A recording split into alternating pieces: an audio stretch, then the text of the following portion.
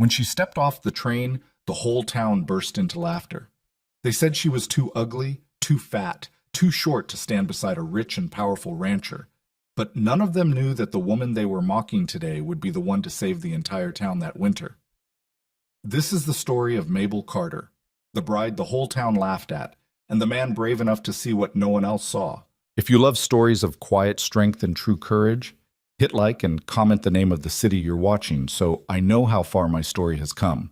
And don't leave, because the best part is yet to come. The train arrived 40 minutes late into Red Hollow, which was the kind of thing that happened so regularly in that town that nobody bothered to check their watches anymore.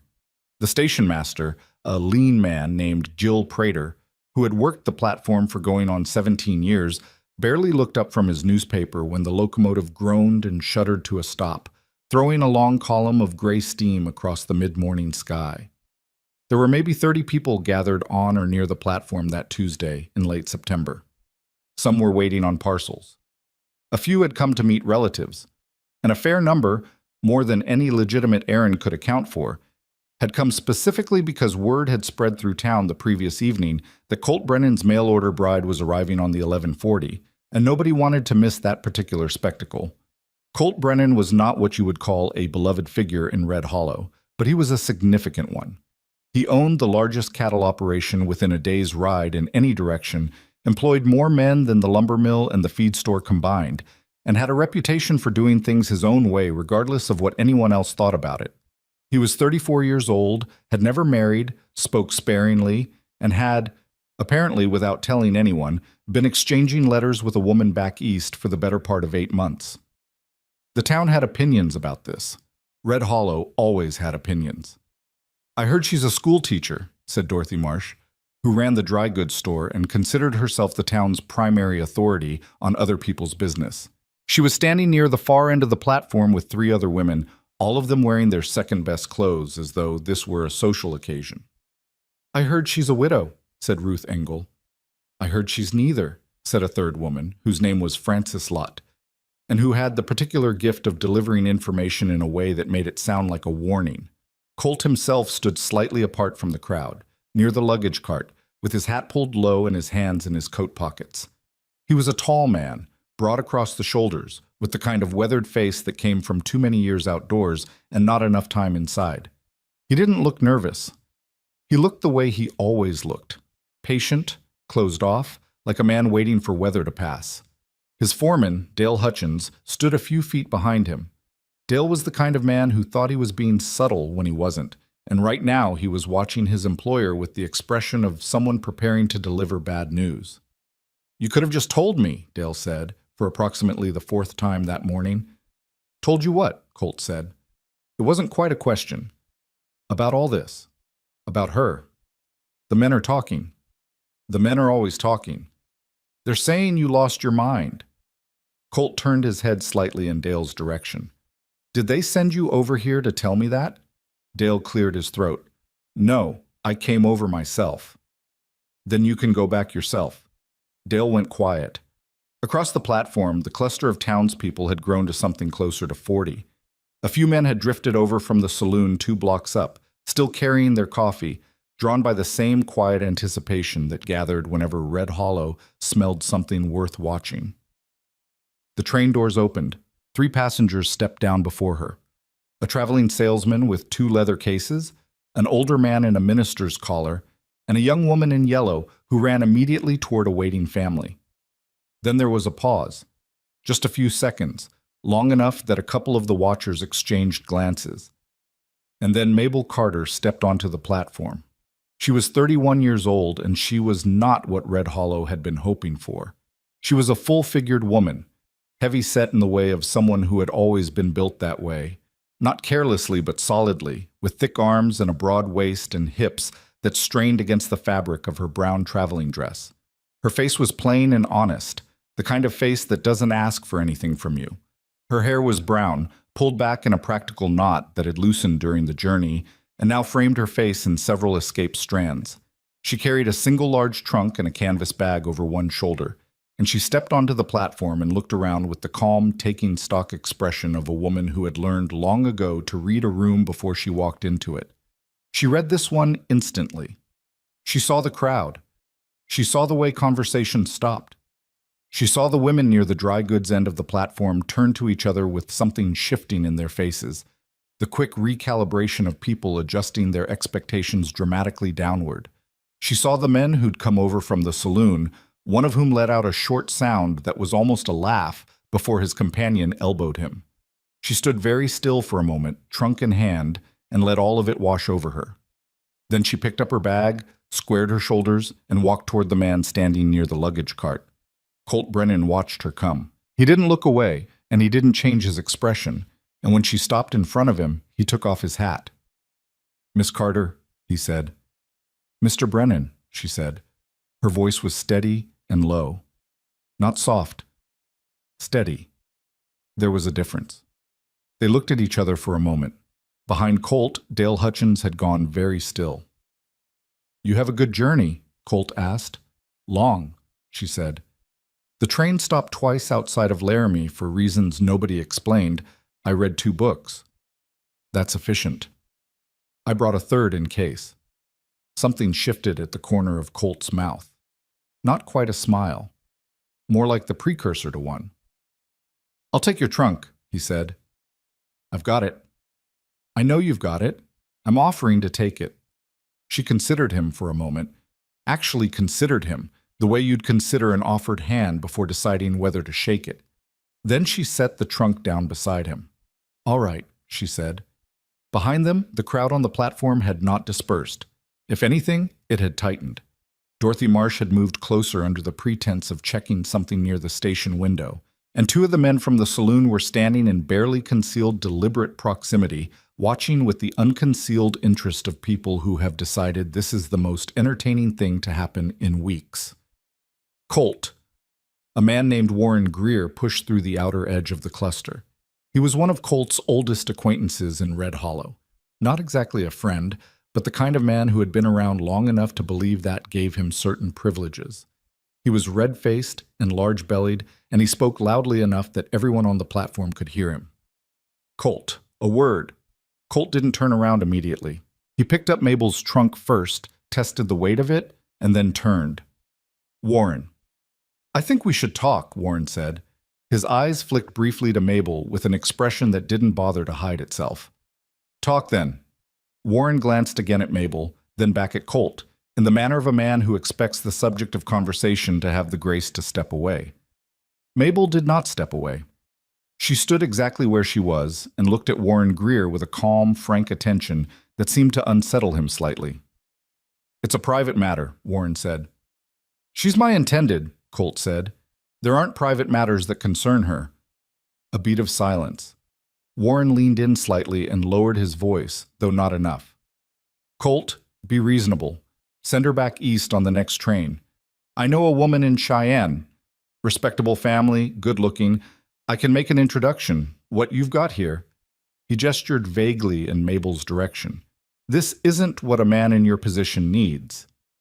The platform had gone very quiet. Even the station master had put down his newspaper. Colt looked at Warren for a long moment. Then he looked at Mabel. She was watching Warren with an expression that was entirely composed.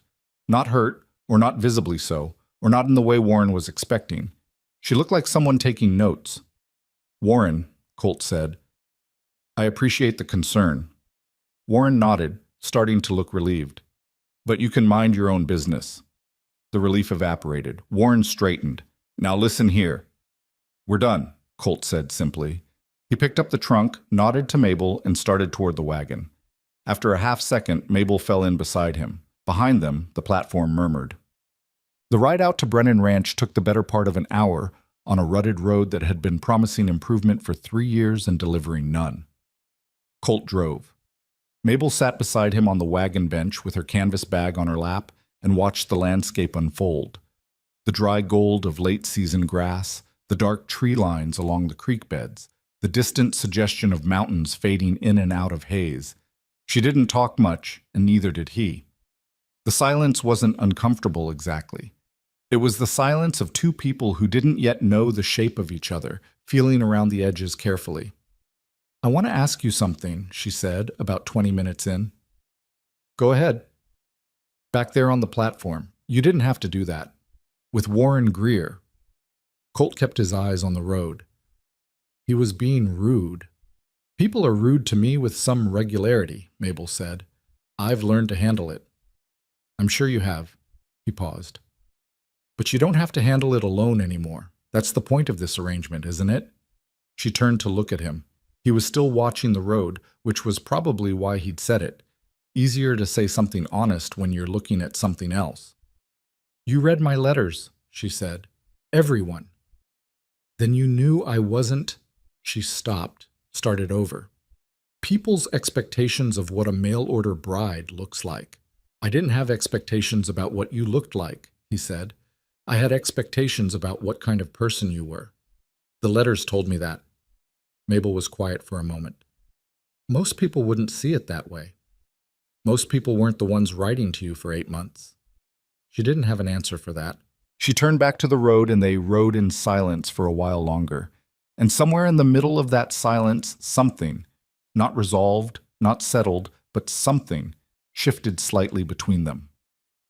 The ranch was larger than Mabel had imagined, which was saying something because she had formed fairly detailed mental pictures of it from Colt's descriptions. The main house sat on a low rise with a broad covered porch and 2 large windows facing south. Behind it, slightly downhill, the bunkhouse and cook shed and the first of the large barn structures. Beyond that, more buildings she hadn't anticipated. A second barn, a storage shed, a workshop she would later learn housed the repair equipment for the wagons and tools. She took it in without comment, which seemed to be the right response because Colt took it in with her without comment, and she got the sense that he was watching to see how she reacted. What she was actually doing was calculating. She was looking at the layout of the cook shed relative to the main house and thinking about winter supply routes. She was looking at the muddy ground near the water trough and thinking about drainage. She was looking at the distance between the bunkhouse and the main barn and thinking about the time it would take men to reach the animals in bad weather. She had grown up poor in a cold part of Ohio. She had run a household from the age of 13 after her mother got sick. She had kept her father and 2 younger brothers fed and functioning on almost nothing for years. And she had learned in that time that the difference between surviving hard winters and not surviving them had mostly to do with preparation made in September, not improvisation made in January. She didn't say any of this. Not yet. A man came out of the barn as they pulled up, mid-40s, stocky, with a gray-streaked beard and the squinting wariness of someone who spent a lot of time outdoors in bright light. This was Dale Hutchins, whom she'd already met briefly at the station, though he hadn't said much. He said less now.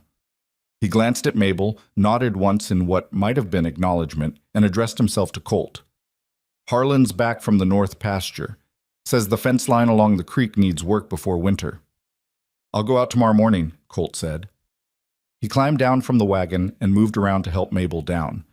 She accepted the help without making it into anything. Dale watched this with an expression that was carefully neutral. Miss Carter, he said, as though reminding himself of the correct term. Welcome to Brennan Ranch. Thank you, Mabel said. Mr. Hutchins, I wanted to ask about the cook shed. Is there a full inventory of winter stores, or is that something we're still building? Dale blinked. The cook? Hetty. She handles that. I'd like to meet with her today if possible, before supper. Dale looked at Colt. Colt was unloading the trunk from the wagon and appeared to be paying no attention, but Mabel noticed the set of his shoulders, the particular quality of someone choosing not to intervene. I'll let her know you're asking, Dale said carefully. Thank you, Mabel said, and picked up her canvas bag and went inside. Oh. Hetty Bowman was 62 years old and had cooked for Brennan Ranch for 11 years. And she made absolutely no secret of her opinion that the new arrangement was unnecessary, suspicious, and potentially dangerous to her kitchen. She was a short woman with an iron spine and the build of someone who had been mixing dough and hauling cast iron pots for 4 decades. She met Mabel in the cook shed at 5 in the afternoon with her arms crossed, and a look on her face that could most accurately be described as fortified. I run a clean operation, Hetty said, before Mabel could open her mouth. I know what I need. I know what I order. I've been doing this longer than most of the men on this property have been alive. I believe you, Mabel said. Hetty's eyebrows came down slightly. She'd been prepared for an argument, and the lack of one confused her. "Then what do you want?" "I want to understand what we have," Mabel said. "I'm not here to take anything away from you or change the way you work. But I need to know what we're starting the winter with, because in my experience, the places where things go wrong aren't the ones that don't try. They're the ones that don't know what they have until they need it." A pause. Hetty studied her with the assessing look of someone who has been sold bad livestock before and learned to check the teeth. "Where are you from?" "Ohio, small town, poor one." "You run a house before?" "For years. Not one this size, but the principles aren't that different." Another pause, longer. Then Hetty uncrossed her arms, so not warmly, but with a kind of professional concession. "I'll show you the storeroom," she said. "But if you start rearranging my kitchen, I'll tell Colt Brennan to send you back on the train himself." "Understood," Mabel said. The storeroom was, as she had feared, inadequate. Not catastrophically so. The basic stocks were there, and Hetty kept things orderly. But there were gaps that became obvious once you started thinking about a ranch crew of 12 men through a hard winter with potentially compromised supply routes. Flour reserves were light. The preserved meat was undersalted. The root vegetable stores were smaller than they should have been for the population, and positioned in a corner of the shed that would get damp if the temperature dropped and held. Mabel said none of this aloud. She made mental notes.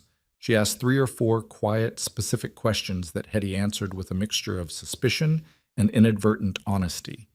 And when they were done, she said, "Thank you. This is helpful," and went back to the main house. She didn't sleep well that first night. The bed was unfamiliar, and the sounds of the ranch were unfamiliar, and the weight of all the unknowns was considerable. She lay in the dark and thought about Ohio and the house she'd left, the small, hard life she'd been living, and the slow, careful decision that had led her here. 8 months of letters. 8 months of learning a man through words on paper. His careful sentences, his long descriptions of land and weather, the dry humor that came through sideways, the moments of unexpected directness. She had learned enough to come. She hadn't known, until the wagon ride today, if that was enough to stay. She thought she was beginning to understand. The social calls began the 3rd day. This was not, Mabel came to understand, an act of genuine welcome. It was reconnaissance. The women of Red Hollow, specifically the wives and daughters of the ranching families who considered themselves the territory's inner circle, arrived in a sequence that felt almost orchestrated, each one presenting a surface pleasantness over a substructure of evaluation that was so thorough it was almost impressive. The first was Clara Voss, wife of rancher Henry Voss, who owned the second largest spread in the valley. She was a handsome woman in her early 40s, expensively dressed for someone 40 miles from any real city, and she arrived with a pie and the practiced graciousness of someone who had done this particular maneuver many times. She sat in Colt's parlor, Mabel's parlor now, though it didn't feel that way yet, and accepted tea, and looked at Mabel with a smile that was technically present, and said everything without saying anything. "We're so glad Colt has someone," Clara said. "He's been alone too long. A man in his position needs good company." "He seems to have managed," Mabel said. Clara's smile recalibrated fractionally. "Of course. Though I'm sure it will be different now, having someone to help manage the household." The pause before someone was almost invisible. Almost. "I hope so," Mabel said. She poured tea steadily, without hurry. "What's your main concern about winter this year? I've been talking to some of the hands, and there seems to be disagreement about the north pasture." Clara blinked. This was not the conversation she'd come prepared for. We generally leave the ranch decisions to the men." "Of course," Mabel said pleasantly.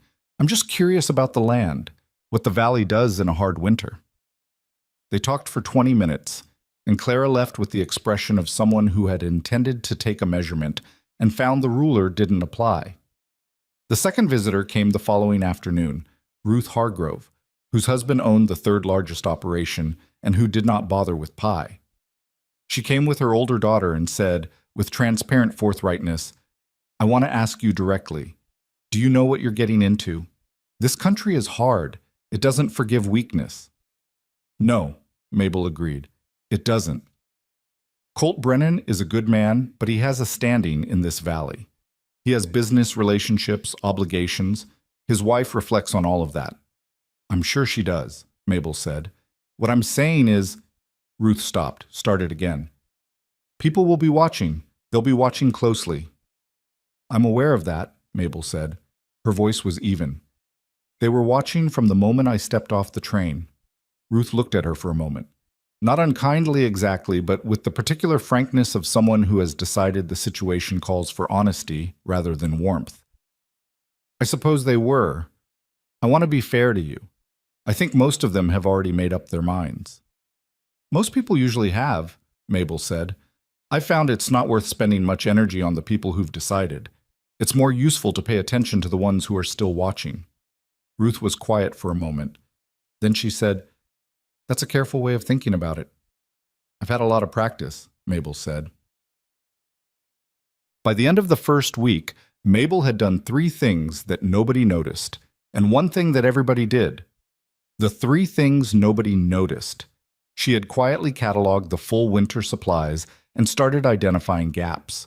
She had talked to each of the 12 ranch hands at least once, asking specific questions about the land, the cattle patterns, the weather history, the kind of questions that required them to actually think before answering, and that they answered more freely than they might have if they'd understood she was building a working picture of the entire operation.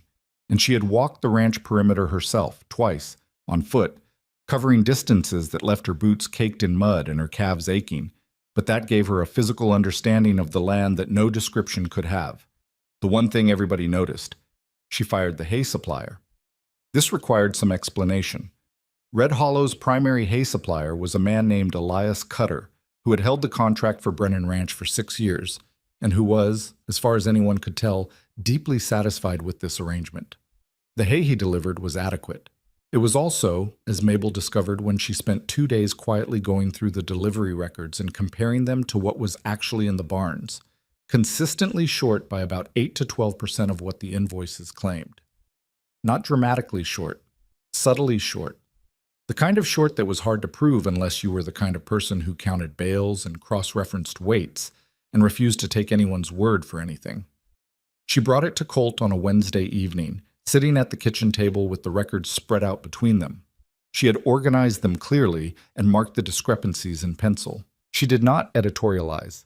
She showed him the numbers and let him look at them. He looked at them for a long time. 6 years, he said. At minimum. I only have records going back 3. He's a friend of Warren Greer's. I know. Colt rubbed his jaw. He was quiet for a while, which Mabel was learning was his way of processing things. Not stalling, just actually thinking before he spoke. You're sure about this? I double-checked everything twice. I'd welcome you checking it again. He looked at the numbers once more. Then he nodded. I'll take care of it. I can come with you if that's useful. He looked at her. Something moved through his expression. Not surprise exactly, more like recalibration. All right, he said. Come. They rode out to Cutter's operation the following morning. Colt did the talking, but direct and without dramatics, laying out what he knew and what the consequences were. Elias Cutter went through the stages of denial, negotiation, and eventual pale silence in relatively quick succession. There was no shouting. There was no lengthy argument. By the end of it, the contract was terminated and a different supplier was being considered. Word spread by that evening, which Mabel had expected. What she hadn't fully anticipated was the specific shape the story took as it traveled, namely, that Colt Brennan's new mail-order bride had been poking her nose into ranch business within her first week and caused trouble with a man who'd been a reliable partner for years. She heard this version from Hetty, who delivered it not unkindly, but with the particular emphasis of someone passing along information they believe the recipient needs to have. People are saying he should have checked her ambitions before he sent for her, Hetty said, attending carefully to something on the stove. People are saying a lot of things, Mabel said. They're also saying, Hetty paused. They're saying she's got no business running operations when she can barely run herself. Another pause. Those are their words, not mine. I know, Mabel said. She was quiet for a moment, standing in Hetty's kitchen with the smell of wood smoke and bread and the specific exhaustion of a week that had been nothing but uphill. "Hetty," she said, "do you think I was wrong to say something about the hay?" Hetty was silent for a moment, stirring something with unnecessary focus. "No," she said finally. "He'd been taking money from this ranch for years. Someone should have caught it before now. But being right and being liked are two different things." A pause. "You can't run a ranch on right. You need people with you." Mabel nodded. "I know," she said. "I'm not trying to run anything." Hetty turned slightly, looked at her with that assessing look again, the one that was harder to fool than most. "No," Hetty said slowly. "I don't think you are." She turned back to the stove. "Supper's in an hour. You can help with the bread if you want to do something useful." It was not, by most measures, an endorsement, but in Red Hollow in September, with winter coming and the town circling its judgment like weather, it was the closest thing Mabel Carter had to solid ground. She pulled back her sleeves and reached for the flour. There were things Colt didn't say directly, but that Mabel read clearly enough. He didn't say, "I know this is harder than you expected," but he knocked on her door one evening after supper with the excuse of asking whether she needed anything from town, and stood in the doorway with his hat in his hands for longer than the question required. He didn't say, "I heard what Warren Greer's been telling people," but he stopped at Warren's table in the saloon one afternoon and said something Mabel didn't hear, and whatever it was, Warren stopped being vocal about his opinions for nearly a week afterward. He didn't say, "I think you're handling this well." But 3 days after the hay supplier situation, he handed her a blank ledger and said, "If you want to keep tracking supplies, that's yours," and walked away without waiting for her to respond. She tracked supplies. She was meticulous about it. She built a complete picture of the ranch's winter needs: food for 12 men through a hard season, feed for the cattle, fuel, repair materials, medical supplies for both men and animals. She identified every gap, cross-referenced everything she'd gathered from the hands, and started working on an ordering plan that she wrote out in clean columns in the new ledger. She didn't show it to anyone yet. She was still building it. She wanted it to be complete and right before she brought it to Colt, because she had understood since the platform, that every piece of ground she gained here was going to be gained the same way, quietly, carefully, and through work that could not be argued with. On a Sunday afternoon in the 3rd week of October, she sat on the back step of the main house with the ledger on her knees and a mug of coffee going cold beside her, and looked out at the ranch in the afternoon light. The mountains were clear today, close-looking the way they got before weather, and the grass had that late-season gold that was almost beautiful if you didn't know it meant cold coming. Behind her, the screen door opened, and Colt came out and sat down on the step beside her. Not close, but beside her. He looked out at the same mountains. "My father built this place," he said after a while. "Took him 12 years to get it to where it was paying for itself." Mabel listened. "He had a partner, a man named Aldous Webb. They built it together, more or less. Webb left after about 7 years, took money out, and left. Not dishonestly exactly, just left." He paused. "My father never really recovered from that. Not financially. He recovered financially, but the other kind." Mabel looked at her coffee mug. "The not trusting people kind." "Yeah, and you inherited that." He was quiet for a moment. "Some of it. I've been careful about it." "So have I," she said. "For different reasons." He turned his head slightly and looked at her. The afternoon light was doing something to his face that made it look less guarded than usual, or maybe she was just getting better at reading it. "The ledger," he said. "Can I see it?" She handed it to him. He opened it and read for a long time, longer than she expected, going back through pages she'd filled in the first week, then forward. His expression was careful and attentive, the face of a man who understood what he was looking at. "You're short on salt pork," he said, "by about 30% against a hard winter estimate. I've got a supplier in mind who can fill it before November. The feed calculations are for 12 men. 13 if we count you." Another almost smile. He turned a page, stopped, read something. "The relocation of the East stores. The current position will get damp if the temperature drops hard. I've talked to Dale about moving it. He's agreed it's worth doing." Colt was quiet. He closed the ledger and held it for a moment before handing it back. "This is good work," he said. It was 4 words. Straightforward, not embellished.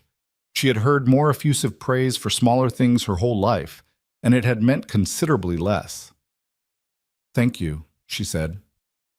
They sat there for another 10 minutes, watching the mountains go from gold to gray in the failing afternoon light, and neither of them said anything more, and it was fine. The town didn't stop watching. Mabel hadn't expected it would, but something was beginning to shift at the edges of it. Not the hardcore of people like Warren Greer and Dorothy Marsh, who had made up their minds and would require something considerably larger than competence to move them. The shift was at the edges. The women whose opinion was less fixed. The ranch hands who had started answering her questions without the wariness of the first week. Hetty, who had moved from fortified neutrality to a working alliance that expressed itself mainly in the form of bread recipes and blunt criticism and the occasional moment of something approaching camaraderie. A man named Thomas Reyes, one of the older hands, had come to her on a Tuesday evening with a quietly presented problem. His lower back was bad, had been bad since a fall 3 summers ago, and the cold was making it worse, and he was worried about whether he'd be able to work through the season. He hadn't told Dale. He definitely hadn't told Colt. He'd come to Mabel, which she understood was its own kind of statement. She'd asked him specific questions about the pain, the location, the pattern of it. She'd dug through the medical kit and found what was useful and what wasn't, and she'd suggested 3 things.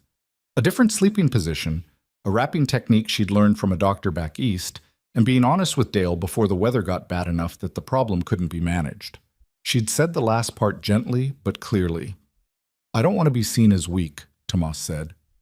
"Telling someone about a problem before it gets worse isn't weak," Mabel said. "It's what you do when you want to keep working." He nodded slowly.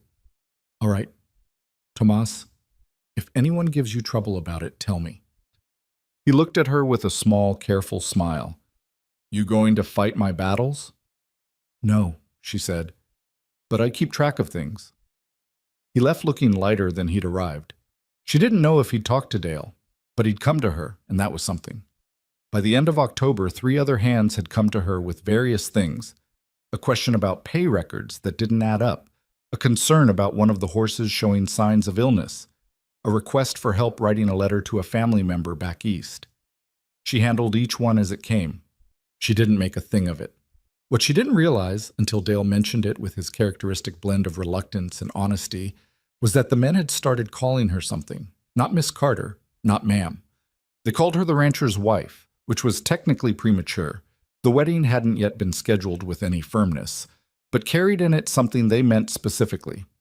Dale told her this on a Thursday morning while she was helping with inventory in the smaller barn, speaking to the middle distance rather than directly at her. "Thought you should know," he said, and walked away before she could respond. She stood in the barn for a moment, surrounded by stored equipment and the smell of hay and cold coming through the boards, and she let that settle. Then she went back to counting feed sacks. The wedding was held in the 2nd week of November, on a gray and blustery day that threatened snow but held off long enough for the ceremony. It was small, only the ranch hands and a handful of people from town who came more out of genuine respect for Colt than any particular feeling about Mabel. Clara Voss attended and behaved with exact, careful propriety. Ruth Hargrove attended and offered Mabel a handshake and something that was not quite a smile but was in the vicinity of one. Warren Greer did not attend. Mabel wore her second-best dress because her best one had been packed at the bottom of the trunk, and she hadn't gotten around to pressing it properly. And she'd made the decision at 7 in the morning that she wasn't going to be the kind of woman who disrupted everything to look ceremonially perfect. She looked presentable. She looked like herself. Colt wore a clean shirt and his good coat and his hat, and when they stood in front of the justice of the peace and went through the words, he said them in the same straightforward voice he used for everything. No drama, no performance, just steady and direct and real. She said them back the same way. Afterward, there was food in the main house and a short, slightly awkward stretch of socializing that the ranch hands navigated with the cheerful discomfort of men asked to hold glasses of punch. Tomas Reyes made a quiet toast. Hetty had baked a cake that was excellent and offered it with the manner of someone delivering a report. Later, after everyone had gone and the house was quiet, Mabel sat at the kitchen table with the ledger open and the lamp turned low and the sound of wind beginning to build outside against the shutters. Colt came in and poured himself coffee and sat across from her. "You're working on your wedding night," he said. "I'm thinking," she said. "There's a difference." "What are you thinking about?" She looked at the ledger, then at him. "The North Creek fence, the one Dale mentioned when we first arrived. It still hasn't been fixed." He looked at her for a moment. Something in his face was doing that thing again. The recalibration, the slow update. "Tomorrow," he said. "The weather's closing in," she said. "It needs to be before the first real snow." "Tomorrow morning, then," he said. "Early."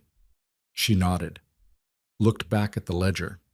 Outside, the wind moved through the grass and around the corners of the barn and pressed itself against the windows with a low, steady sound that spoke of everything coming. The mountains were invisible in the dark. The cattle were in the lower pasture. 12 men were in the bunkhouse against the cold. She turned a page in the ledger and kept working. She had come a long way to be here, and she was not finished yet. The North Creek fence got fixed on the 2nd day of November, the morning after the wedding, exactly as Colt had promised. He rode out at first light with 3 of the hands, Tomas Reyes among them, despite his back, because Tomas had insisted and Mabel had quietly made sure he had the wrapping on properly before he mounted. And they were back before noon with mud to their knees and the job done. Mabel had hot coffee waiting and said nothing about whether she'd been right about the timing, which was its own kind of statement, and which Colt acknowledged by not saying anything about it either. Snow came 4 days later. Not the killing kind, not yet. Just a thin skim of it overnight that was gone by mid-morning, leaving the ground harder and the air carrying that specific bite that told anyone who'd lived through real winters what was building behind it. Mabel felt it in the same way she'd felt Ohio winters as a girl, that animal awareness of something patient and large moving toward you from the north. She doubled the supply order she'd been building and sent it with Dale to town on a Thursday, with a prioritized list and a secondary list, and a note about substitutions if the primary wasn't available. Dale took it without comment, which by now she'd learned to read as approval. He was not a man who wasted words on things he thought were pointless. The fact that he'd stopped finding pretexts to revise her instructions was the clearest endorsement she was going to get from him, and she'd take it. What she hadn't anticipated, or had anticipated in the abstract but not in the specific grinding daily reality, was how much of the opposition would come not in dramatic moments, but in small ones. The small ones were harder to fight. Dorothy Marsh visited on a Friday in mid-November with a woman named Pauline Bates, who was new to the valley herself, having arrived the previous spring as wife to a recently established homesteader. Pauline was younger than Mabel, thin and fair-haired and clearly uncomfortable, and it was apparent from the first 5 minutes that she had been brought along as audience rather than participant. Dorothy had the practiced ease of a woman who had made this kind of social call many times. The performance of friendliness so refined it was almost indistinguishable from the real thing, unless you'd grown up reading people the way Mabel had grown up reading people. They sat in the parlor. Mabel poured coffee. Dorothy admired the room with the specific warmth of someone who finds it smaller than expected and wants you to know it. "I've always thought this house had such potential," Dorothy said. "Colt never did much with it, of course. A man alone. You can tell." She smiled. "I'm sure you'll want to make some changes." "I've been focused on the ranch operation so far," Mabel said. "Of course." The smile recalibrated. "Though a house reflects on its people, don't you think? Especially when you're entertaining." "We don't entertain much," Mabel said. "Well, that might change. With a woman here." Dorothy turned her coffee cup in her hands. "It would be good for Colt socially, I think. He's kept himself rather too isolated. People have noticed." "Colt seems comfortable with the level of company he has," Mabel said. Dorothy's eyes moved over Mabel with the unhurried thoroughness of a woman who has perfected the art of assessment disguised as casual observation. "You know," she said, lowering her voice to the register of confidential warmth, "we all want this to go well for you. I hope you know that. It's just, this valley has its ways, its expectations, and sometimes newcomers, even well-meaning ones, can create friction without realizing it." "What kind of friction?" Mabel asked. Dorothy looked briefly surprised that the question had come back so directly. Well, the situation with Elias Cutter, for instance. He's been part of this community for a long time. People have relationships here that go back years. When things get disrupted, he was billing Mr. Brennan for hay he wasn't delivering, Mabel said. Her voice was even. For at least 3 years. A silence. Pauline Bates looked carefully at her coffee cup. Well, Dorothy said, there may be explanations for that. I'd be interested to hear one, Mabel said. Dorothy straightened almost imperceptibly. The performance of warmth had developed a small fracture along its surface. I'm only saying that the way things are handled matters as much as what's being handled. There's a social fabric here. Colt has always understood that. Then he can decide whether I handled it wrong, Mabel said. He was there. The visit ended shortly after. Pauline Bates, leaving, paused at the door just long enough to look at Mabel with an expression that was quick and small and complicated. Not sympathy exactly, but something adjacent to it. Something that said, privately, I see what's happening here. Then she was gone. Mabel stood at the window and watched them drive away and allowed herself approximately 2 minutes of sitting with the exhaustion of it. The sheer, grinding work of holding your ground against people who were very good at making you feel like you were the problem for noticing that something was wrong. Then she went back to the kitchen and helped Hetty with supper. Dorothy Marsh, Hetty said without looking up. Yes. She do the voice, the quiet one? Yes. Hetty made a sound that was not quite a laugh. She used that voice on me when I first started here. Told me I was running the kitchen too informally, that a ranch with Colt standing needed a more, what was her word, elevated approach. She stirred something with emphasis. I told her this was a working kitchen, not a hotel dining room, and if she wanted elevated, she could go to Denver. How did she take that? She didn't come back for 6 months. A pause. Then she came back and pretended it never happened. Mabel looked at Hetty's back. The rigid spine, the complete lack of interest in being liked by people she didn't respect. She had a sudden, fierce appreciation for this woman that she didn't know how to express without making it awkward. Hetty, she said, did it bother you when you first came, the way people talked? Hetty was quiet for a moment. It bothered me that they were wrong, she said. Not that they were talking. People always talk. Being bothered by the talking is just giving them work to do. She turned around and looked at Mabel directly. What bothers you more? That they think it, or that Colt might start thinking it too? Mabel didn't answer immediately. Hetty had an unsettling habit of asking the question that was actually underneath the question. Colt hasn't given me any reason to think he believes them, Mabel said. No, Hetty said. He hasn't. She turned back to the stove. Keep it that way, and you'll be fine. The pressure on Colt came from a different direction, and it came gradually, the way the cold came. Not all at once, but in a steady accumulation that was easy to dismiss at any single point and harder to dismiss once it had built. It started with Warren Greer, as most of the trouble in Red Hollow's social sphere tended to start. Warren had 2 things working in his favor. A long history with Colt going back to when their fathers had both been establishing operations in the valley, and a genuine talent for making his own interests sound like other people's concerns. He ran into Colt at the feed store on a Wednesday in late November and said, as though the thought had just occurred to him, Heard you've been making some changes out at the ranch. Some adjustments, Colt said. Cutter's not happy. Cutter was stealing from me. Warren absorbed this with the expression of a man filing it away rather than accepting it. Well, I suppose that's one way to look at it. He picked up a sack of grain with unnecessary concentration. I'm just saying, people talk, Colt, and the talk is that Mabel is running things that aren't hers to run, that you've got the cart before the horse, so to speak. The supply inventory is running better than it has in years, Colt said. The men are fed and the stores are built. That's not the point. Then what is the point, Warren? Warren set down the grain. When he looked up, his face had dropped the pretense of casual concern.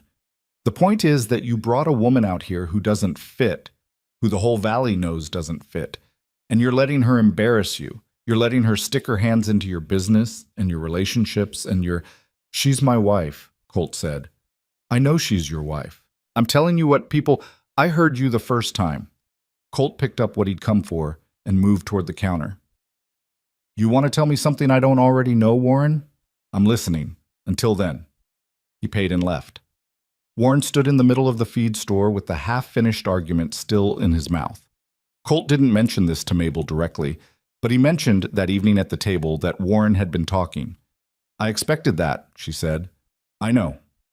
He turned his coffee cup around in his hands in a way she'd come to recognize as his version of working something out. I want you to know it doesn't change anything. She looked at him. In the weeks since the wedding, she'd gotten better at reading the spaces between what Colt Brennan said and what he meant, and right now she thought he was telling her something that had cost him a small amount of effort to say, in the way things cost effort when they matter. Thank you, she said. It helps to hear. He nodded. Then, after a moment, what did Dorothy Marsh want? Mabel raised an eyebrow. Hetty told you. Hetty tells me things she thinks I need to know. What did she want?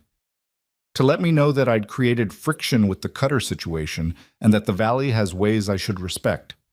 Mabel paused. And to evaluate the parlor. The parlor. She finds it has potential. He looked at her with the specific expression she'd cataloged as, I find this genuinely funny, but am not going to show it properly. She's been saying the parlor has potential since my mother died, he said. It's her way of saying she wants to redecorate it. She's welcome to have opinions, Mabel said. She's not welcome to act on them. This time the expression shifted toward something warmer. No, he agreed. She's not. The hardest part of those early weeks, the part Mabel wouldn't have admitted to anyone except possibly Hetty, and even then only sideways, was the loneliness of it. Not the practical loneliness of being far from home, though that was real enough. The loneliness of being perpetually other, of walking into a room and feeling the adjustment happen, the way conversations recalibrated, the way eyes moved, the way her presence was registered as something that needed to be managed or tolerated rather than simply included. She had felt this her whole life, in one form or another.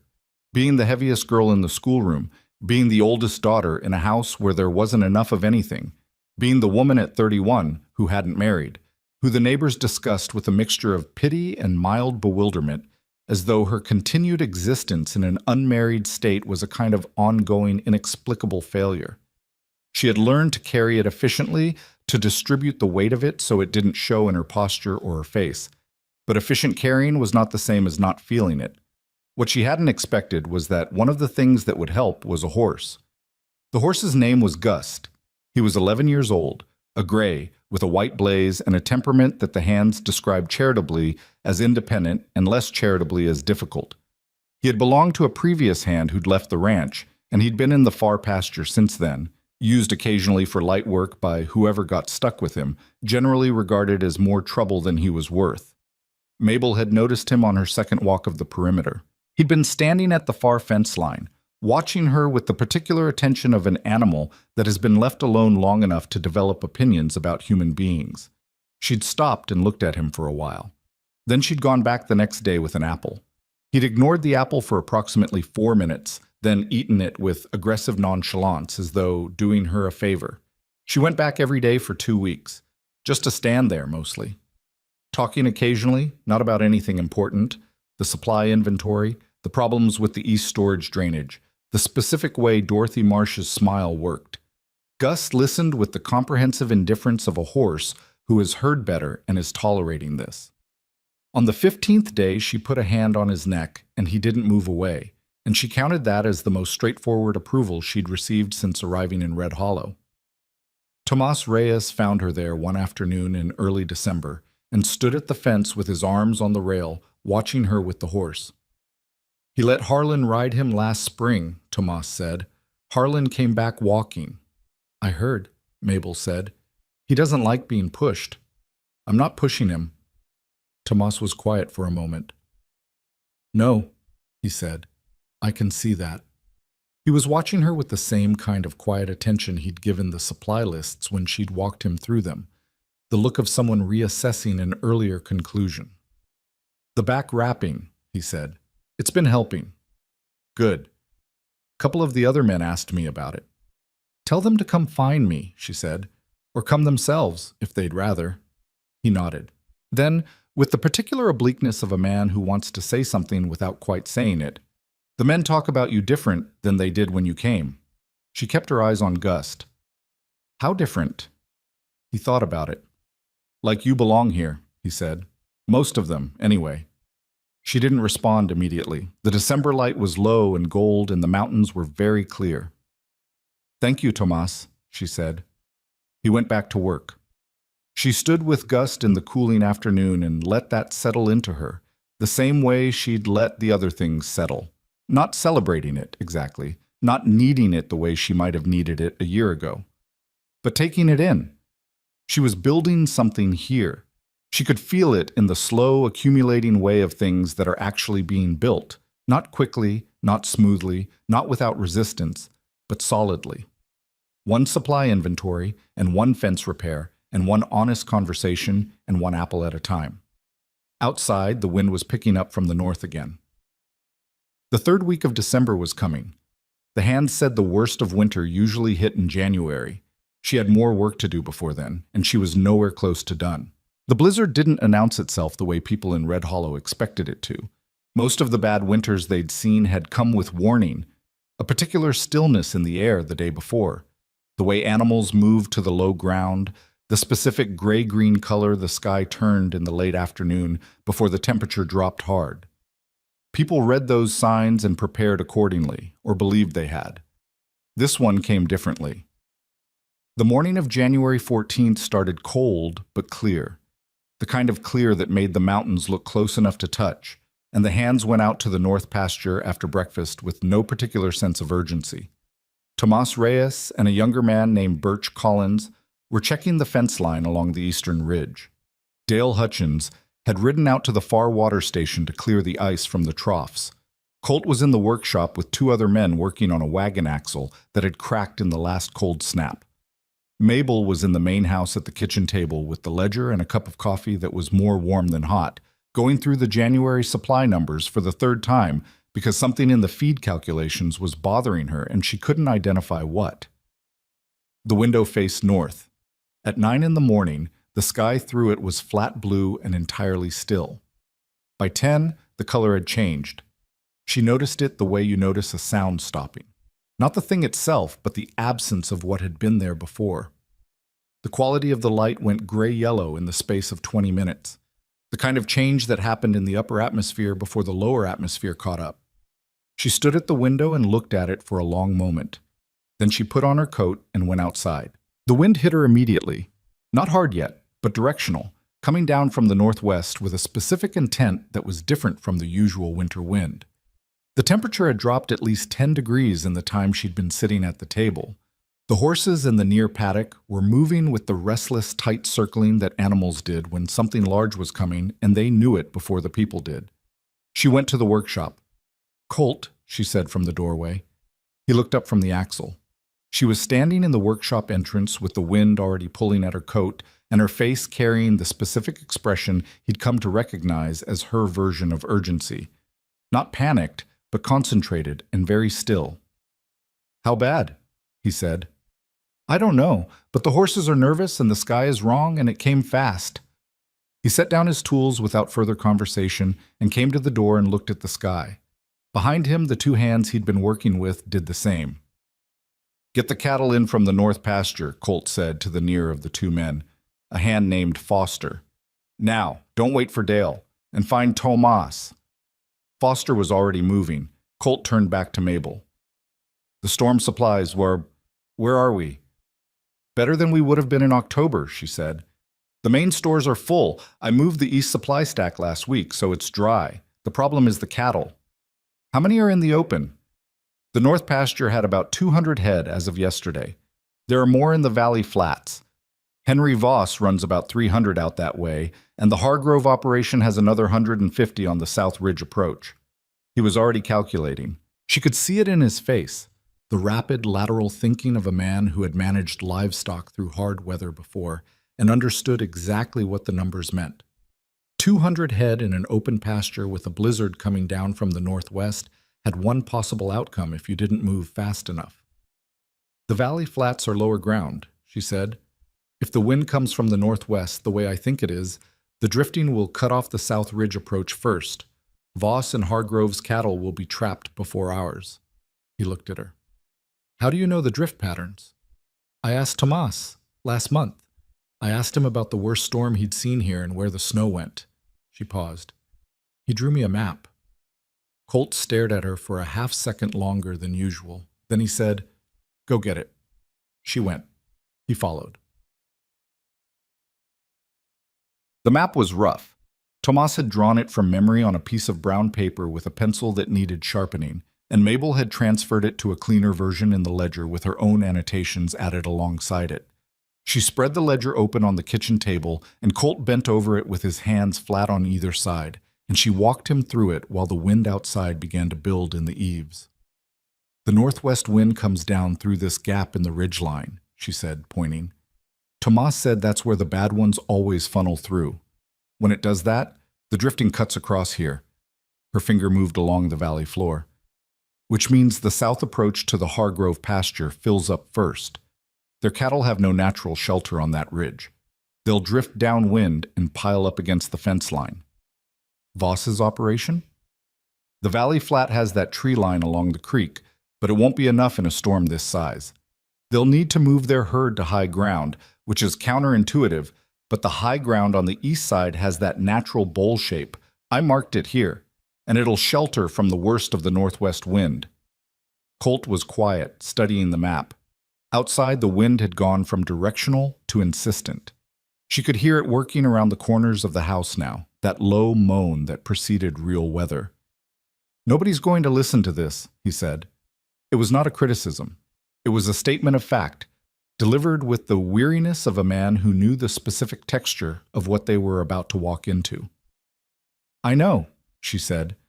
"Voss and Hargrove both have 30 years of experience in this valley." "And they've never had someone map the drift patterns before a storm," she said. "Or if they have, I haven't heard about it." He straightened up, looked at her directly. "What are you proposing?" She had been thinking about this since she'd walked back from the workshop, and the answer she'd arrived at was the one she'd known she was going to arrive at from the moment she'd looked at the sky. "You need to ride to both operations and tell them about the south approach and the east bowl. Not suggest it. Tell them. And you need to do it in the next hour before the storm closes the roads." "And our cattle?" "Foster and Tomas are already moving them. I'll coordinate from here with Birch and whoever's left. The north pasture herd needs to come into the lower barn. I know the capacity, I know the sequence. I've already worked it out." He looked at her for a long moment.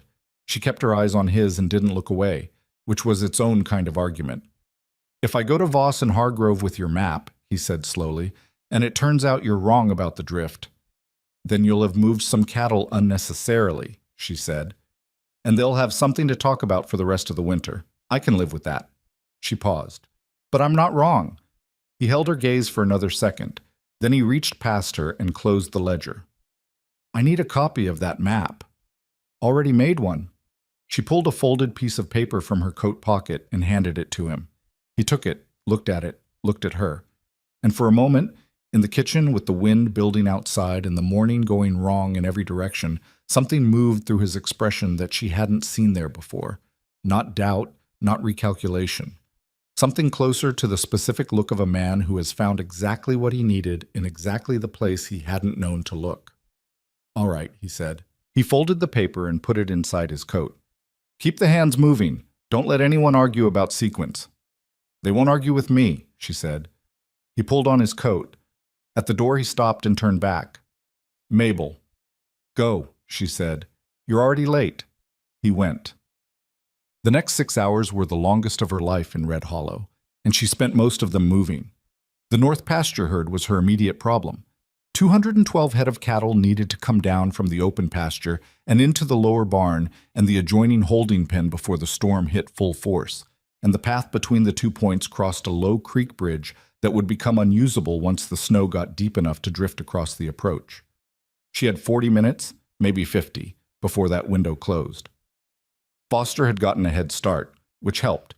She found him and Birch at the pasture gate with about 60 head already moving in the right direction, and she came in behind them on foot.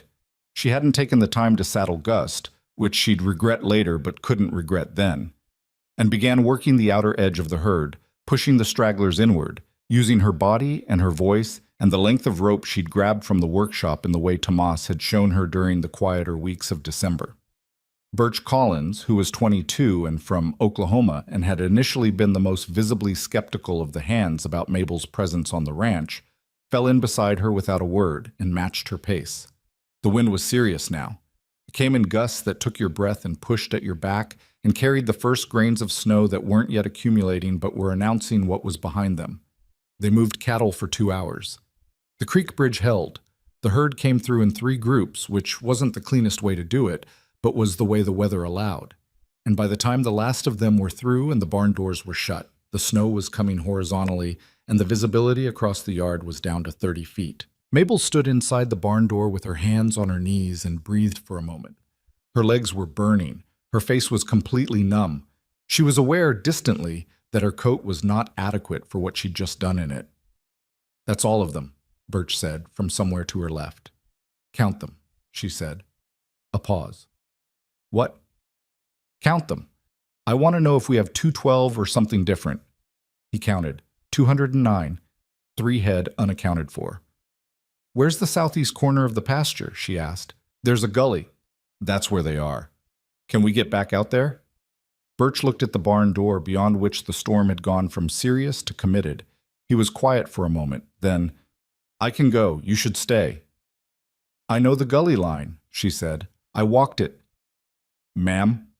He said it carefully, without condescension, more like a man making a genuine case. "The visibility's gone. You go out there without knowing the pasture in the dark and the snow, and you won't find them. You'll just be another problem for someone to solve." She stood there for a moment. She wanted to argue. She wanted to say she knew the pasture well enough, that she'd walked every section of it 3 times. But Birch Collins knew it in the dark, in the snow, in the way you knew ground you'd worked for years, and she didn't, not yet.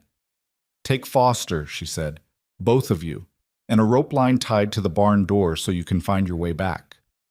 "Yes, ma'am," he said, with the particular tone of someone who has been heard. They brought back 2 of the 3. The third they found the next morning against the fence, frozen. 1 out of 212 was not a catastrophe, but it sat in Mabel's chest for days afterward like a small, specific failure, which was maybe the most honest measure of how much this place had become hers. The storm peaked in the late afternoon and held through the night. Inside the main house, with Hetty keeping the stove going and the hands rotating through the barn checks and shifts, there was nothing to do but wait, which was its own kind of difficult. Mabel sat at the table with the ledger and went through numbers she'd already checked, because the motion of it kept her from sitting entirely inside her own head. Colt had not come back. She didn't panic about this, or told herself she didn't. He was at Voss's operation, or Hargrove's, where he'd made the sensible choice to wait out the worst of it rather than ride through a blizzard in the dark. This was the reasonable explanation, and almost certainly the correct one. She repeated it to herself at intervals. Hetty sat across from her at the table and mended something with the aggressive competence she brought to every task. Neither of them acknowledged that they were both listening for hoofbeats. At 9 in the evening, Dale Hutchins came through the back door on a gust of wind and snow that extinguished every candle in the kitchen simultaneously. He stood in the doorway stamping his boots with the expression of a man who had ridden hard and was not done riding. "Voss lost 40 head, he said. "He didn't listen in time, moved them wrong." He looked at Mabel. "Hargrove took your map and did exactly what it said. His herd's intact." Mabel absorbed this. "And Colt?" "He's at Hargrove's. Roads are shut until morning. He sent me back because he didn't want the ranch unattended overnight." Dale pulled off his hat and beat the snow out of it against his leg. "Hargrove's asking who drew the map." "It's my map," Mabel said. Dale looked at her for a long moment. His face was wind-burned and tired and carrying some expression she couldn't quite name, not approval exactly, but the close relative of it. "That's what I told him," he said. He went to get dry clothes. Hetty relit the candles. 40 head, Hetty said, when Dale's footsteps had gone down the hall. "That's $4,000 at current prices, maybe more." "I know," Mabel said. "Hargrove's intact. What's that worth?" Mabel thought about Ruth Hargrove at the wedding, her careful handshake, the thing that had been almost but not quite a smile. "I don't know yet," she said. "We'll see." The wind outside was enormous. It pressed itself against the house from every direction at once, looking for gaps, finding the places where the insulation was thin and making itself known there. Inside, the stove threw heat, and the candles steadied, and the two women sat across from each other in the particular silence of people who have done what they can and are now at the mercy of what comes next. Mabel put her hand flat on the ledger and left it there. She was tired in a way that went past her body into something deeper. The tiredness of having held a very large amount of tension for a very long time and not yet been allowed to put it down. "Hetty," she said. Do you think it worked?" Hetty mended for a moment without answering. Then she said, "The herd's in. Hargrove's cattle are safe. Your map was right." She set down her mending and looked at Mabel directly. "What more do you want it to do?" Mabel didn't answer immediately. Outside, the storm moved through the valley with the complete indifference of weather to human concerns, to maps and ledgers and months of careful work, to the question of whether any of it was enough. It didn't care. It just kept coming. "I want people to stop acting like I got lucky," she said. It came out quieter and more honest than she'd intended. Hetty picked up her mending again. "They will," she said. "Or they won't. Either way, you'll know what you did." She pushed the needle through. "That's what you actually have.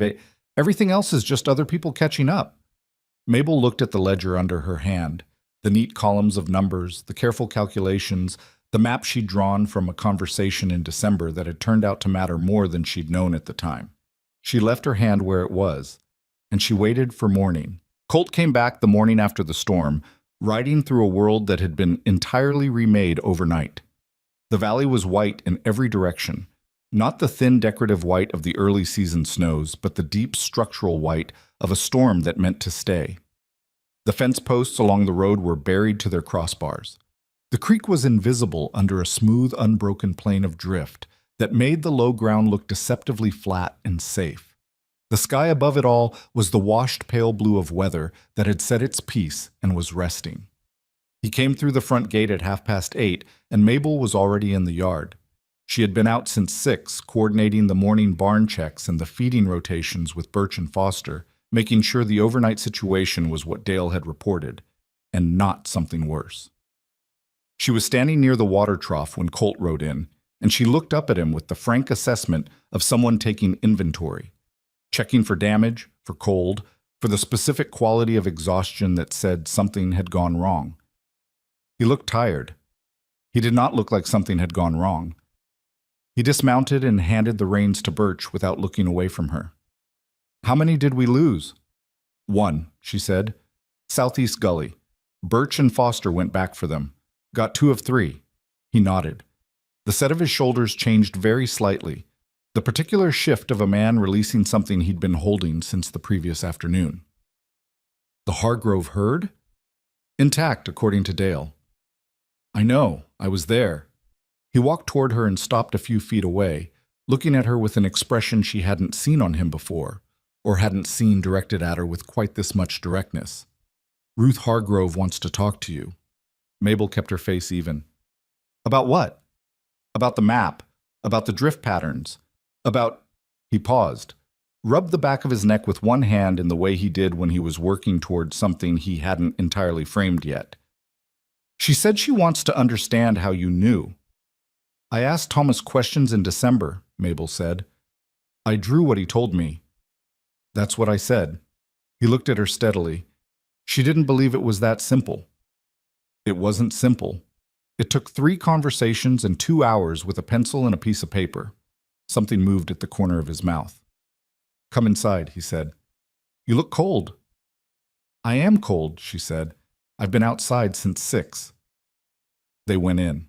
The full accounting of what the storm had cost the valley came together over the following 2 days, delivered in pieces through the network of riders and word of mouth that served as Red Hollow's communication system when the roads reopened. Henry Voss had lost 43 head from the valley flat, the exact situation Mabel's map had flagged, and that Voss had dismissed when Colt arrived at his door the previous morning. A smaller operation to the north, run by a man named Chester Polk, had lost nearly a third of his herd to drifting against a fence line that had no business holding cattle in that kind of wind, which everyone would agree on afterward and nobody had mentioned before. 2 other ranches had minor losses, single digits, from cold and exposure. Brennan Ranch had lost 1 animal. Hargrove had lost none. These numbers moved through Red Hollow with the particular velocity of information that changes something. It wasn't that people were unaware that storms caused losses or that preparation mattered. They knew those things in the abstract, the way you knew that fire was hot. What the numbers made concrete, uncomfortably, undeniably concrete, was the gap between the ranches that had used Mabel's map and the ones that hadn't. That gap had a dollar value. Several of the men who had been loudest about Colt Brennan's questionable judgment could now calculate exactly what their skepticism had cost them, and the calculation was not comfortable. Warren Greer lost 11 head. He did not come to Colt directly about it, but he went quiet in the way of a man who is doing unpleasant arithmetic. The first person to come to Mabel afterward was Ruth Hargrove. She arrived 4 days after the storm, on a cleared road, in a wagon driven by her eldest son. She came to the front door of the main house and knocked, which was itself a different thing from the social calls of November. Those had been presented as neighborly visits, casual and warm on the surface. This was a deliberate arrival. Ruth Hargrove was not a woman who did things accidentally. Mabel let her in. They sat in the parlor, the same parlor Dorothy Marsh had evaluated for potential in November, unchanged since then because Mabel had more important things to do than rearrange furniture. Hetty brought coffee and left without commentary, which took visible effort. Ruth sat straight-backed and looked at Mabel with the direct, assessing gaze that had been her opening posture since their first meeting. "I want to ask you something, and I want a straight answer," she said. "All right," Mabel said. "The map, the East Bowl shelter. My foreman said he'd worked that ridge for 15 years and never thought to use it in a northwest storm. How did you know it would work?" "I didn't know for certain," Mabel said. "I knew the terrain shelters from the northwest based on the shape of the land. I knew your ridge approach would drift first based on the wind channel. I made the best calculation I could with the information I had." Ruth looked at her. "That's not luck." "No," Mabel said. "It's not." A pause. Ruth turned her coffee cup slowly in her hands, a gesture Mabel had noticed that she shared with Colt, this habit of handling something while thinking. "My herd is worth about $18,000, Ruth said. "If I'd lost it the way Voss lost his proportion, I'd be looking at a significant—" She stopped, started differently. "What I'm saying is that what you did had real consequences, serious ones, and I haven't—" Another stop. The sentence was costing her something. "I was not kind to you when you arrived." "You were honest," Mabel said. "That's different from unkind." Ruth looked slightly startled. "I told you the valley had its expectations." "You did. You also told me people had already made up their minds. You were right about both things." Mabel held her gaze. "I don't hold it against you that you were honest." Ruth was quiet for a moment. Something in her face was shifting, not dramatically, not in the way of a conversion or a revelation, but in the slow, reluctant way of a person updating a calculation they'd been certain about. "My daughter asked me about you last week," she said. "She's 16. She asked me what kind of woman draws maps and moves cattle in a blizzard." She paused. "I didn't have a good answer for her." "What did you tell her?" "I told her I'd look into it and get back to her." Ruth set down her coffee. "So here I am." Mabel looked at this woman, the straight spine, the careful pride, the specific discomfort of someone doing the right thing when it would have been easier not to, and felt something that wasn't quite warmth, but was in the same neighborhood as respect. "Tell her it's the kind of woman who paid attention when other people were talking," Mabel said. That's most of what it was. Henry Voss came 3 days after Ruth, and his visit was considerably less graceful. He was a large man in his late 50s with the entrenched manner of someone who had been the biggest operation in the valley for long enough that disagreement had become unfamiliar. He sat in the same parlor chair Ruth had occupied and held his hat in his lap and looked at Mabel with an expression that sat somewhere between resentment and reluctant obligation. Colt here? He asked. He's in the workshop, Mabel said. I can get him if you need him, but I assumed you came to see me. Voss's jaw tightened slightly. I came to understand the situation with the map. Colt came to my door before the storm, and He stopped. I didn't take his advice. I know, Mabel said. 43 head, he said. The number sat between them like something heavy set down on a table. I heard, she said.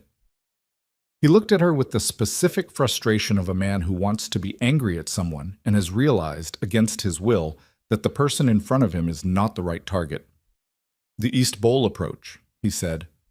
Colt said it came from you. That you'd mapped the drift patterns. Yes. Nobody's mapped that before. In 30 years of ranching this valley. I know, she said. I asked Tomas Reyes about the worst storm he'd seen here, and he described the drift patterns from memory. He'd just never put it on paper. Voss absorbed this with the expression of a man being told something obvious, that he should have thought of himself. You've been here 3 months, he said. It came out sounding like an accusation. 3.5, she said. And you... He stopped again. The sentence had several possible endings, and he was visibly rejecting each one. Finally, why did you bother with all of it? The supply inventories, the maps, it's not... He seemed to hear himself. This valley hasn't been particularly welcoming to you. Mabel looked at him steadily. This is my home, she said. I didn't marry a ranch. I married into a valley. What happens here happens to me too. Voss was quiet for a long time.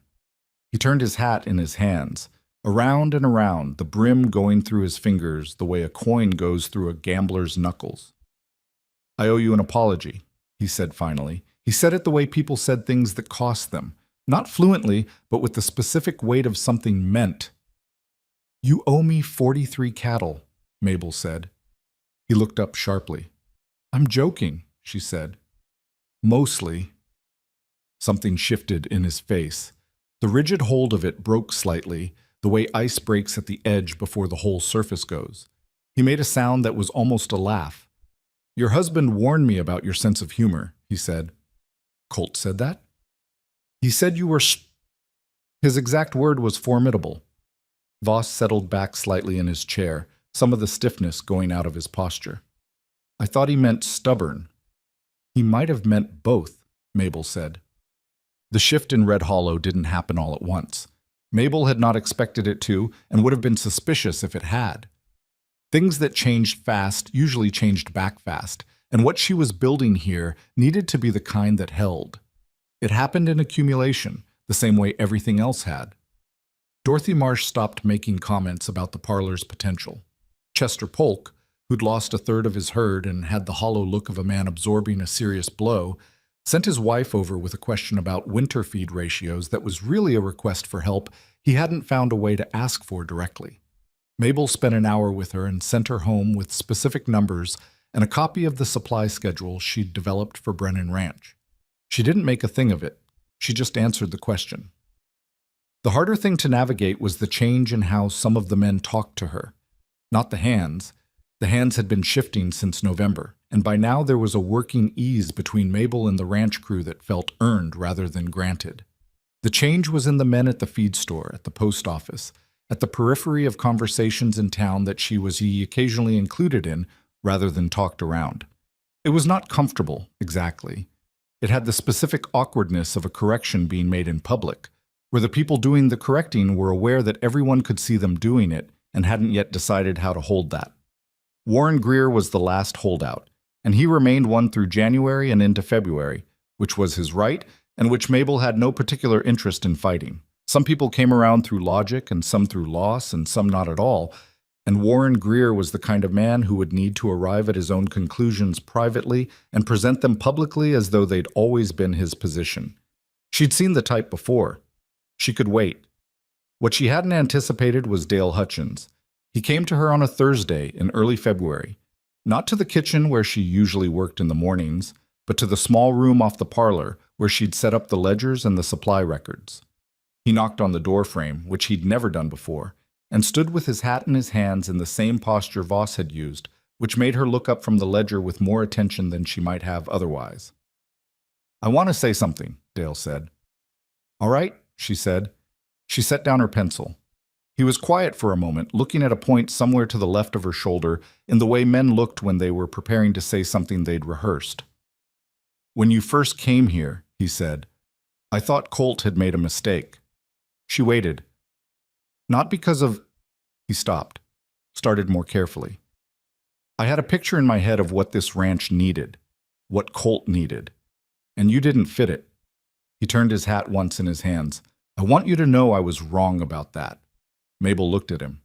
Dale Hutchins was not a man who apologized, not because he was incapable of it, she'd come to understand, but because he set a high bar for when one was warranted and an equally high bar for how to deliver it once the bar had been cleared. What he'd just said had cost him something real. "I know you were," she said. She said it simply, without softening it, because she thought he'd respect that more than she pretended it wasn't true. And I know it wasn't easy to say that. He nodded. "The storm," he said. "The map.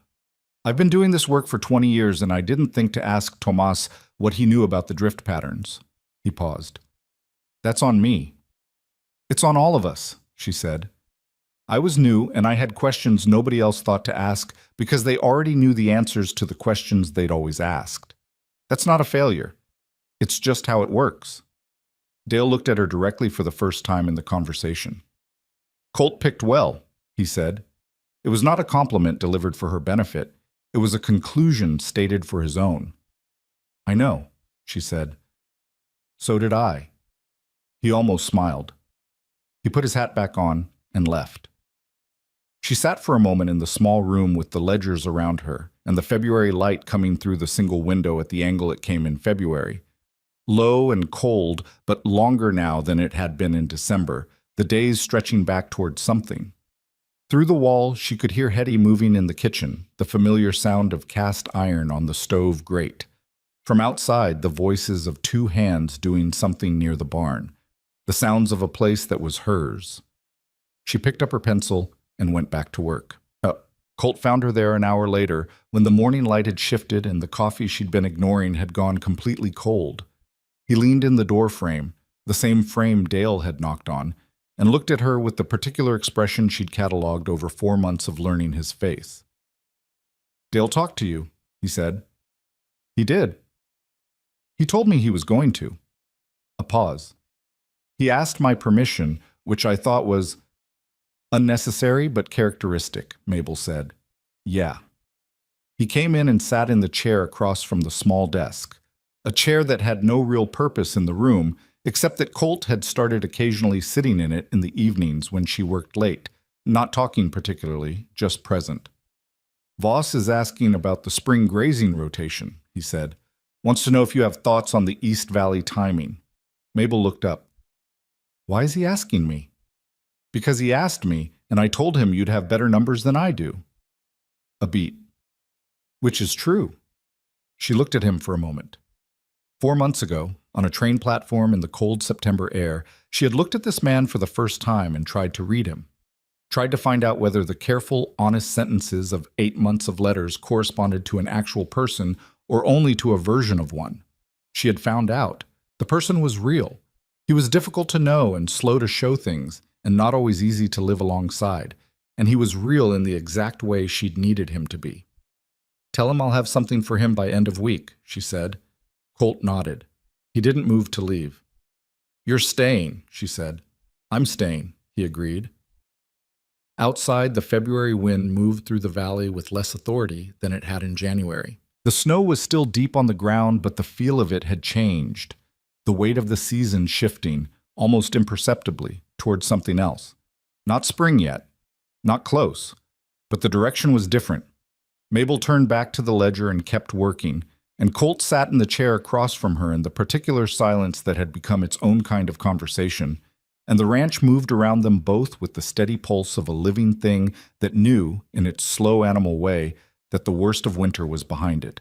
Spring came to Red Hollow the way it always came to that part of the territory, reluctantly, in fits and starts, with cold snapping back for a week in March, just when everyone had started to believe it was over. The snow didn't so much melt as retreat, pulling back from the south-facing slopes first and leaving the north sides crusted and gray well into April. The creek rose with snowmelt and made the low crossing impassable for 10 days, which was normal, and the mud season that followed was deep enough to pull a boot clean off your foot, which was also normal. And by the time May arrived with something resembling genuine warmth, the valley had the look of a place that had survived something and was cautiously returning to itself. Brennan Ranch had come through the winter better than it had in years. Better than anyone outside the ranch had fully expected, including some people inside it. The spring cattle count came in at 208, one lost in the January blizzard, 3 to illness in February that Mabel had caught early enough to isolate but not early enough to save, better than the previous year's losses by a significant margin. The supply stores had run down in the orderly way of stores that had been properly built, not depleted in a scramble, not supplemented by emergency orders at inflated winter prices, just used correctly and replenished in the natural sequence of the season turning. The books for the winter quarter, which Mabel had been keeping in the ledger alongside the supply records, showed the ranch operating at a cost per head that was lower than any comparable period Colt could find in the records his father had left. He showed her the comparison on a Tuesday evening in April, sitting at the kitchen table with the old ledgers and the new ones spread out side by side. He didn't make a speech about it. He just put his finger on 2 numbers and looked at her. She looked at the numbers, then at him.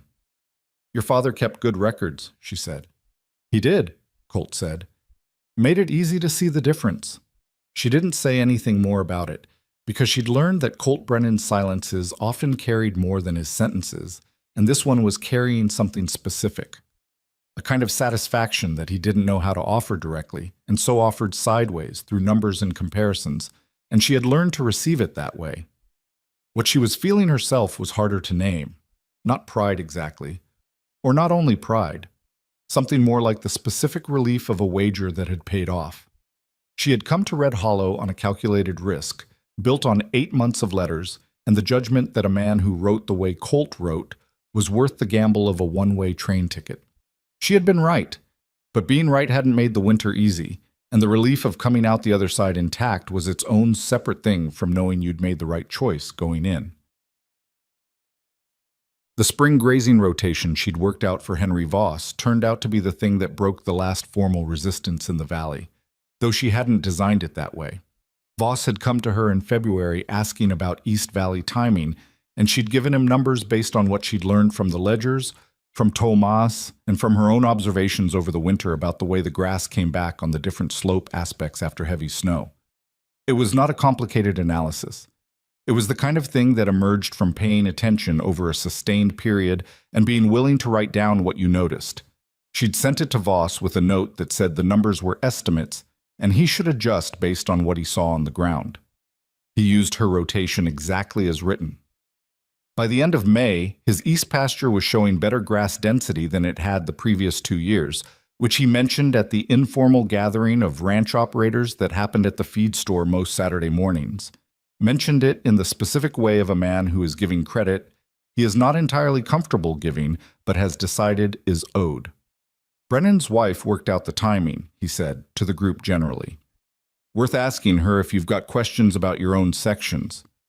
Mabel heard about this from Dale, who heard it from Foster, who had been at the feed store for a different reason entirely. Dale told her with the straight face he used for things he found privately satisfying. "Voss said that in front of Warren Greer?" she asked. Greer was standing right there, Dale said. She thought about this for a moment. Then she went back to what she was doing, because there was a fence section in the south pasture that needed attention before the summer, and she had 3 other things that needed to happen first. Warren Greer came to see Colt 2 weeks later. Mabel was not in the room for this conversation. She was in the workshop with Tomas going over the wagon repair list for the season, and she knew Greer was in the main house because she'd seen his horse at the rail and felt the specific awareness of it that she felt whenever one of the valley's ongoing tensions moved to a new position. She didn't go back to the house. She stayed with the wagon list. Colt told her about it that evening. "He came to talk about the summer water rights discussion," Colt said. "There's a meeting next month with the other operations about the creek allocation. He wanted to make sure we were aligned before it." "Were you?" Mabel asked. "Mostly." He paused. He also asked while he was here whether you'd be willing to sit in on the water rights meeting. Said your analysis of the East Valley might be relevant to the allocation question. Mabel stopped what she was doing and looked at him. Warren Greer asked if I'd sit in on the meeting. He said it like it was a practical suggestion, Colt said. Not like it cost him anything. But it did. She understood this. Warren Greer was not going to walk into a room and announce that he'd been wrong about Mabel Carter Brennan. He was going to start consulting her on practical matters and allow the fact of that to speak for itself. And over time, the earlier position would simply become an earlier position, not acknowledged, not apologized for, just superseded by current reality. It was not a satisfying form of vindication. It was the form that actually existed in the real world, and she had stopped expecting anything cleaner than that somewhere around the second week of November. Tell him I'll be there, she said. Bam. The water rights meeting was held on a Thursday in late June at the Hargrove Ranch, which had the largest table in Ruth Hargrove's organizational determination behind it. 7 operations were represented: Brennan, Hargrove, Voss, Greer, Polk, and 2 smaller homesteaders whose names Mabel had learned over the spring. The question on the table was creek allocation for the dry summer months, which was a perennial tension in the valley and one that had produced 2 significant disputes in the past decade. Mabel sat beside Colt and said nothing for the first 40 minutes, which was deliberate. She listened to the positions being stated and the history being invoked and the various ways people were talking around the actual problem, which was that the current allocation system had been designed for a wetter pattern of years and hadn't been adjusted to reflect the drier conditions of the past 3 seasons. When the conversation started repeating itself, she said, "Can I ask a question?" The room turned to her. She noticed, with the kind of detached clarity that came from having been in enough uncomfortable rooms, that the quality of the silence was different from what it would have been 6 months ago. It was attentive rather than dismissive. That was new. "The allocation formula," she said. "When was it last revised?" 1892, said one of the homesteaders. "And the creek flow data it's based on. What period does that cover?" A pause. The men looked at each other with the expression of people who have been working from assumptions so long they've stopped examining them. "I don't think anyone's measured it systematically since the formula was set," Voss said slowly. "Then we're arguing about how to divide something without knowing how much of it we actually have," Mabel said, "or what the trend is." She looked around the table. "If someone can get me the creek-level records from the county, even partial ones, I can build a comparison against the allocation formula. It might show us whether the problem is the division or the supply." Ruth Hargrove looked at her from the opposite end of the table. "How long would that take?" 2 weeks, maybe 3 if the records are incomplete. "That's faster than this conversation is going," Ruth said, with the dry economy of someone who has been sitting in the same circular discussion for 40 minutes and is ready for it to end. There was a brief, slightly uncomfortable moment while the room processed the implication that a woman who had arrived on a train 9 months ago was now proposing to do analytical work that none of them had thought to do in the preceding 30 years. Then Henry Voss said, "I think that's worth doing." And that was more or less the end of the resistance. Warren Greer did not object. He looked at the table for a moment after the decision was made, and then looked at Mabel with an expression that was not an apology and not approval, but was something in the narrow space between the look of a man acknowledging, privately and without announcement, that his earlier assessment had been wrong. He held it for just long enough for her to register it. Then he moved on. She moved on too. The County Creek records turned out to be more complete than expected and considerably more alarming. Mabel spent 2 weeks in the small room off the parlor with the ledger and a growing stack of transcribed numbers, and what emerged from the comparison was unambiguous. The creek flow in summer months had been declining steadily for 15 years, at a rate that the current allocation formula had entirely failed to account for. Within another 5 years at the same trend, the existing system would produce genuine shortage regardless of how fairly it was divided. She wrote it up cleanly, with the numbers and a projected range and 3 possible approaches to restructuring the allocation before the situation became critical. She showed it to Colt first, who read it twice and said, "This is going to make people uncomfortable." Yes, she said. The answer isn't bad news, he said. It's just earlier bad news than they were expecting. Earlier bad news is better news, she said. That's the whole argument. He looked at the report for a moment longer. Then he said, I'll call the meeting. The second water rights meeting was harder than the first. Voss went quiet in the way of a man absorbing something that changed his planning. Chester Polk, who had the smallest operation and the least margin, asked 3 versions of the same question about whether there was any possibility the numbers were wrong, and each time Mabel walked him back through the methodology with the same patient specificity, because she understood that what he was really asking was whether the situation was as serious as it appeared, and the honest answer was yes, and he deserved to hear it clearly enough to act on it. Warren Greer asked about the 3 options she'd outlined. She explained each one. He listened. He asked 2 specific follow-up questions that were, she noted, exactly the right questions. The questions of a man who knew ranching and was thinking seriously about the problem rather than looking for an exit from it. The middle option, he said finally. The graduated reduction over 4 years, that's workable. It's the one I'd recommend, she said. It distributes the adjustment across all the operations without pushing any single one into a loss position. He nodded, looked at the report, looked at her. You should present this to the county water board, he said. They need to know before they set next year's allocation. I was planning to, she said. He almost nodded again. Then he said, and she would remember this, because it cost him something and he paid it anyway. You're good at this. It was 4 words. She had heard 4 words from Colt in the kitchen last October that had mattered more than longer sentences from anyone else that month. And this was a different kind of 4 words, but they mattered in their own specific way. Not because she needed Warren Greer's approval, but because of what his saying it meant for the valley, for the work, for the accumulated weight of 9 months of building something in the face of people who had looked at her on a train platform and decided she was nothing worth taking seriously. Thank you, she said, and meant it without performance. Oh, there is something people rarely talk about when they talk about proving yourself, which is that the proving itself changes you, and not always in the ways you'd expect.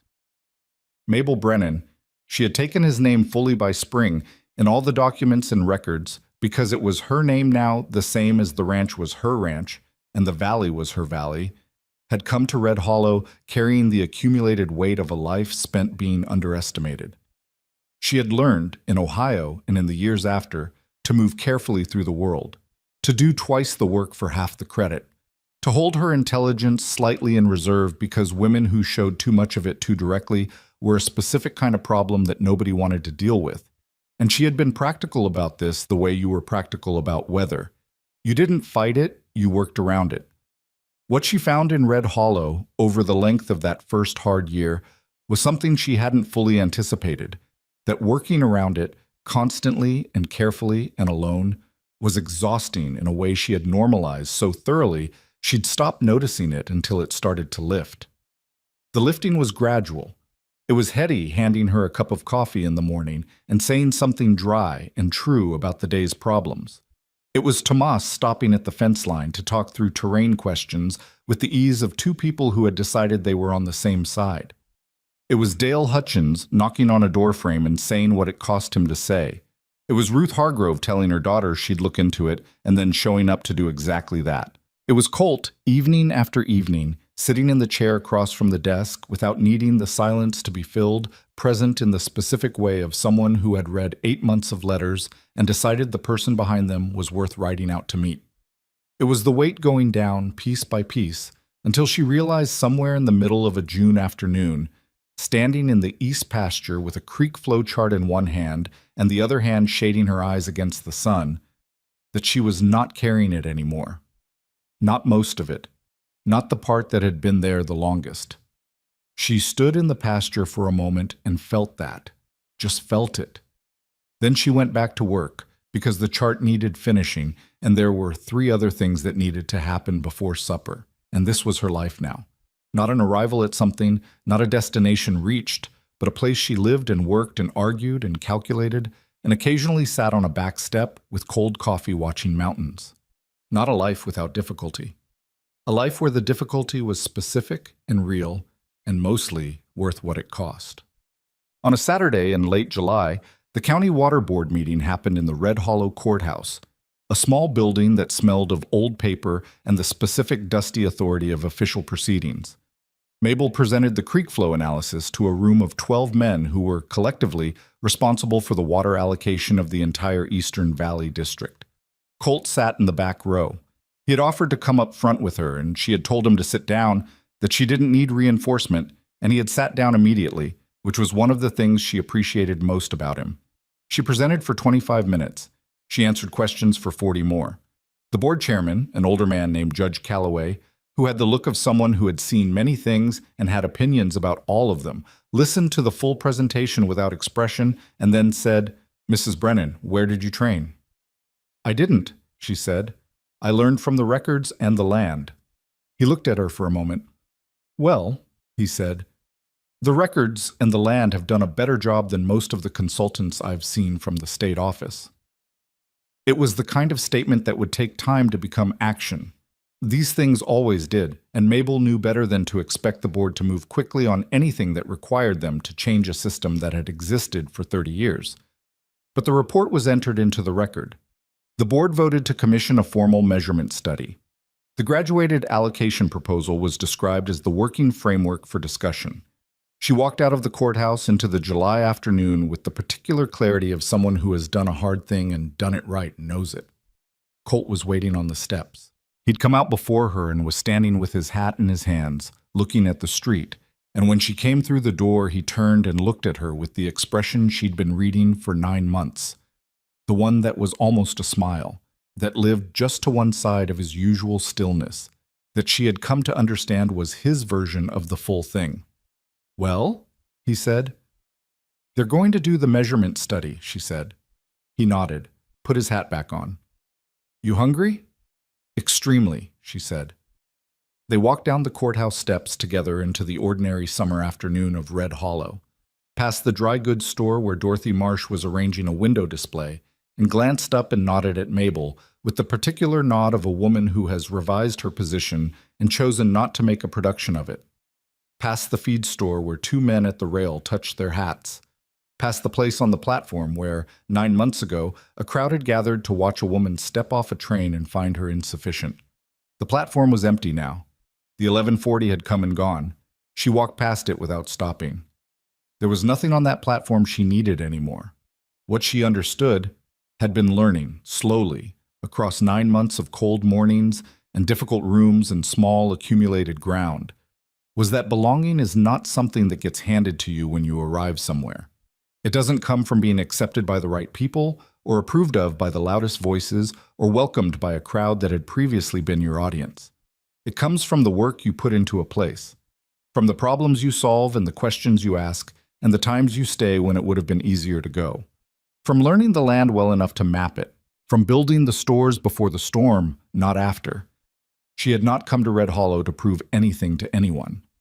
She had come because she'd read 8 months of letters and made a decision, and the decision had been right, and everything that had happened since then had been the slow, difficult, real process of building a life in a place. Not a perfect life, not a smooth one, not the kind that comes without loss or resistance or the occasional frozen morning when she stood in a barn counting cattle and came up 3 short. But hers. Genuinely, completely hers. The woman who had stepped off that train in September, carrying 1 trunk and a canvas bag, and the accumulated weight of a life spent being passed over, was still there, inside this one. She hadn't been replaced by someone better or stronger or more suited to this country. She'd just been given room to show what she already was. That was all she'd ever needed. Colt held the door of the diner open for her. She went in. The afternoon closed behind them, warm and ordinary and full of the specific, unheroic texture of a life being lived. And it was enough. It was, in every way that mattered, exactly enough.